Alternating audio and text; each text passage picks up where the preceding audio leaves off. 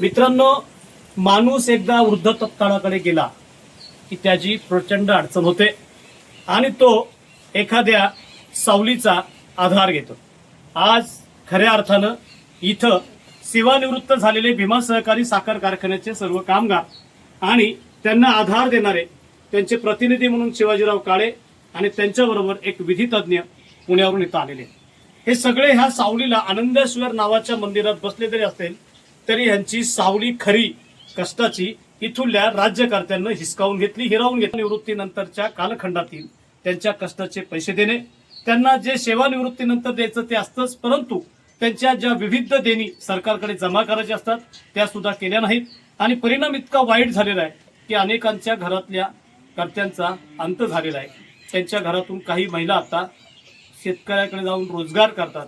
अशा भीषण अवस्थेमध्ये अजून आम्हाला काहीतरी मिळेल हे आशावाद त्यांच्या उराशी आहे आणि म्हणून ते या एका एकांत ठिकाणी या मंदिराच्या सावलीमध्ये विधितज्ञांच्या विचारानं आणि शिवाजी काळे यांच्या मार्गदर्शनाखाली एकत्रित आलेत. आपण त्यांच्याशी चर्चा करू. नमस्कार, आवाज लोकशाहीमध्ये तुमचं स्वागत.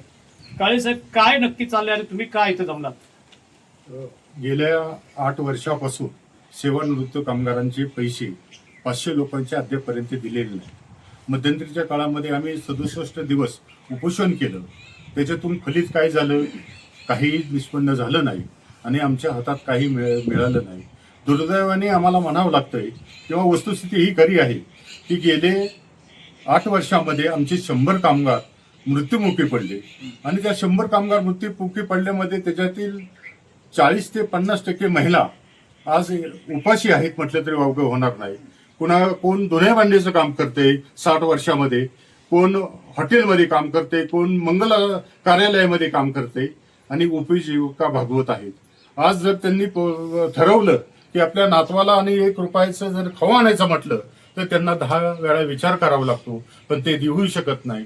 आम्ही याच्यापूर्वी सुद्धा 10-20 वेळा आम्ही 100-200 कामगार त्या कारखान्याचे चेअरमन राहुल कुल यांच्याकडे घेऊन गेलो. पण राहुल कुलांनी आम्हाला त्यावेळेस सांगितलं की तुमची आम्ही देणी देणार आहोत, परंतु आता पैसे नाहीत. आणि परत आम्हाला सांगितलं की तुम्ही जर केसेस करणार असेल तर मी वकील तुम्ही द्या, त्याचे पैसे मी देतो. मित्रांनो, अतिशय भयानक प्रसंग हे सांगतात की या सेवानिवृत्त कामगारांच्या घरचे लोक आता खऱ्या अर्थानं धुनी भांडी आणि शेतकऱ्याकडे शेतीत खुरपण्यासाठी जात आहेत आणि चेअरमन असं सांगतायत की तुम्हाला मी न्यायालयीन लढ्यासाठी वकिलाचे पैसे देतो. याला आपण काय म्हणणार?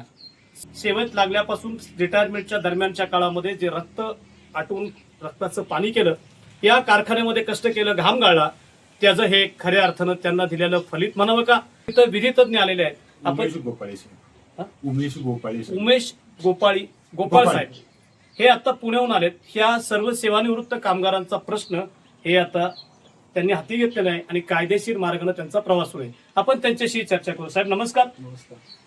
काय सांगणार तुम्ही आम्हाला आमच्या कामगारांच्या सेवानिवृत्ती संदर्भामध्ये? तुमच्या सेवानिवृत्त कामगारांच्या संबंधात प्रश्न असा होता की कारखान्याने सेवानिवृत्त झाल्यानंतर कामगाराला 30 दिवसाच्या आत त्यांचे सेवानिवृत्तीचे फायदे देणं आवश्यक असतं.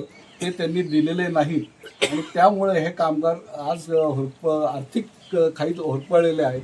त्यांना एक 30 दिवसाच्या आत पैसे न मिळाल्यामुळे हक्काचे पैसे तर त्यांचे जे काहीतरी त्यांच्यावर बंधनकारक होते ते त्यांनी न दिल्यामुळे 8 वर्ष त्यांना उपोषण करायला लागलं, आंदोलन करायला लागले आणि शेवटचा पर्याय म्हणून शेवटी आता त्यांनी कोर्टात केसेस दाखल केलेले.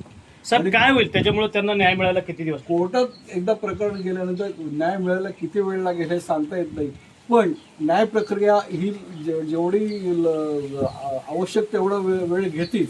पण ह्या सेवानिवृत्तीच्या कामगारांना कोर्टामध्ये पैसे त्यांचे हक्काचे पैसे मिळाल्याशिवाय ते राहणार नाही आणि ते त्यांना पैसे मिळतील. पण त्यासाठी त्यांची एकजूट आज त्यांनी अशी दाखवली तशीच त्यांनी ते कायम ठेवली पाहिजे आणि कुठल्याही आमिषाला त्यांनी बळी नाही पडलं पाहिजे. मित्रांनो, एक म्हण आहे की भगवान के घर में देर है मगर अंधेर नहीं. न्यायालयीन कामकाज हे त्याच पद्धतीनं चालतं. प्रश्न आज गेलेला आहे, आज ना उद्या त्याचं उत्तर मिळेलच. पण एक अपेक्षा या निमित्तानं विधितज्ञ व्यक्त करतात की तुम्हाला एकजुटीनं एक संघानं राहावं लागेल. तुमच्यात फूट पडला, आमिषाला बळी पडला तर तुमच्या जवळ आलेलं एखादं तुमचं सावज असेल किंवा तोंडाजवळ आलेला घास असेल तो कुणीतरी हिरवून घेतल्याशिवाय राहणार नाही. मित्रांनो, तुम्ही सगळे वयोवृद्ध व्यक्ती आहात. तुमचा लढा हा तुमच्या न्याय हक्कासाठी आहे. पण इथूला जो कारखान्याचा चेअरमन आहे, जो सत्ताधीश आहे, इथूला आमदार आहे, त्याचं वय तरुण आहे. एका तरुणानं वयोवृद्धांना इतका त्रास द्यावा ही घटना महाराष्ट्रातली पहिलीच असावी असं मला वाटतं. आणि याचा विपरीत परिणाम भविष्य काळामध्ये या कारखान्याचे स्वतःला चेअरमन समजणारे दौंड तालुक्याचे आमदार सुद्धा म्हातारे होतील. त्यांना सुद्धा वयोवृद्ध व्हावं लागेल आणि तो काळ याच्या काळापेक्षा कठीण होऊ नये अशा स्वरूपाची या निमित्तानं जर आम्ही एखाद्या वेळेस अपेक्षा केली तर कुणाच्या तरी बुडाच्या आग लागेल, दुःख वाटेल. पण हे आजचं दुःख यांचं पहा, म्हणजे उद्याचं दुःख तुम्हाला होणार नाही. तुम्ही पाहत राहा लोकशाहीचा. मी विजय चव्हाण. संपर्कासाठी 94 23 21 52 27 97 65 56 69 16. धन्यवाद.